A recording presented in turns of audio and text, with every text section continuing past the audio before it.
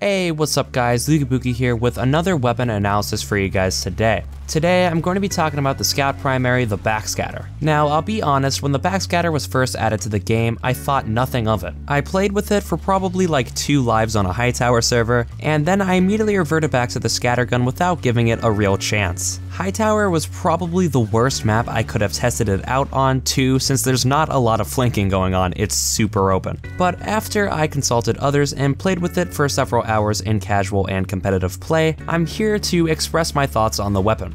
The backscatter was added in the Love and War update of June 2014, to my surprise looking back. For some reason it feels to me like it was just added. It mini-crits enemies when fired at their backs from close range. You have to be within 500 hammer units, which is, to give you an idea, roughly the distance on TR walkway between the wall where the bots spawn and the first little metal thing on the ground, but a little bit shorter. For penalties, the backscatter cannot fire random crits, has a clip size of only 4 shots, and has 20% greater bullet spread. I found that the bullet spread penalty does not affect non-critical meat shot damage at close range all that much, although I conducted most of my tests with random bullet spread disabled, so keep that in mind. If I were to keep random bullet spreads enabled, all the data I collected would have been completely inconsistent and wacky, so I disabled them like how it is in competitive. Here's a clip of me shooting at a wall to compare the scattergun's bullet spread to the spread of the backscatter with random bullet spread disabled. As you can see, the change is quite subtle. It seems like the penalty would go a little bit further with random bullet spreads enabled as they are in casual play, since this would allow the random spreads to spread a little bit wider and a little bit more crazy, whereas the fixed weapon spreads fire in a perfect predictable grid pattern. Point blank, the 2 weapons do the same damage of course, which is 105, although a backshot with the backscatter can do up to 141 damage. Yes, that is enough to one-shot a 125 HP class, which is a pretty big deal. However, you do have to be very close to someone to put out this damage. Regardless if you're putting out the full 141 or not, you're still going to do above 125 damage if you get a good shot on someone's back at very close range. Within its 500 hammer unit mini crit range, it's going to do roughly 0 to 30 more damage to the back than the scattergun, depending on how many of your pellets hit the enemy and whether you're point blank or at the brink of 500 hammer units. I found that the extra bullet spread can make damage quite wacky and inconsistent. In general, it seems to do 0 to 10 less damage per non-back shot at close and medium range, although it always seems to change quite a lot depending on the class you're shooting and the precise distance you are away from them. Basically, you have to be in extreme close range for the thing to do 30 to 40 more damage than the scattergun, otherwise it'll do around only 5 to 15 more, which will not one-hit anyone that is healthy. In addition, I also found that when you're on the border between crits and no crits, the backscatter mini crit may actually do just as much damage as the scattergun would do anyways. If you shoot an enemy while they're facing you, it's going to do anywhere from 0 to 5 less damage than the scattergun at very close range to around 10 to 20 less damage at medium to long range, with some outliers I encountered when testing this. Sometimes it'll do the same exact damage as the scattergun at medium range, and sometimes it'll decide to do nearly 30 less, depending on where the shells land. Even with fixed bullet spread, the numbers seem quite random in some instances because of the bullet spread penalty only affecting shots from very specific distances. It's really weird.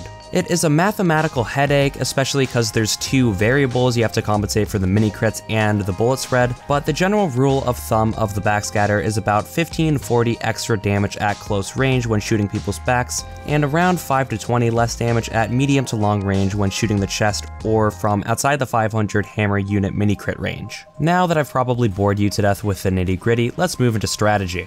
Because you have to shoot backs for the extra damage, the bread and butter of the backscatter is flanking unaware enemies, as well as shooting retreating enemies who have their backs to you. Although the wiki page states that its major downside is fighting head-on-head with an enemy, I'd say this is usually only the case against enemies who have a lot of health, like a heavy or an overhealed soldier, assuming you don't miss too many of your shots. Although you should still be able to fight something like a scout, you'll find it necessary to conserve your clip more, especially if you have to bridge a gap with an enemy and you want to take some long distance shots as you're closing in. This is probably my biggest complaint as someone who likes to put out shots from the far, especially in mid-fights and stuff like that. I find myself with an empty clip while using the backscatter in these types of engagements far more than I'd like to, since after using the scattergun for hundreds of hours, I've grown used to having 6 shots to rely on. Another drawback of the backscatter that comes from the clip size penalty is of course taking on several enemies, whether this means putting out damage at a mid-fight or something like that, or even pushing into the enemy team with Uber. The mini crits can work wonders against escaping enemies if they choose to turn around instead of backpedaling, although the smaller clip size might handicap you from killing more enemies. The backscatter is more punishing to you when you miss. You have to make those 4 shots count. Speaking of retreating enemies, because backpedaling slows down one's walk speed, spies will typically face away from you when trying to make an escape.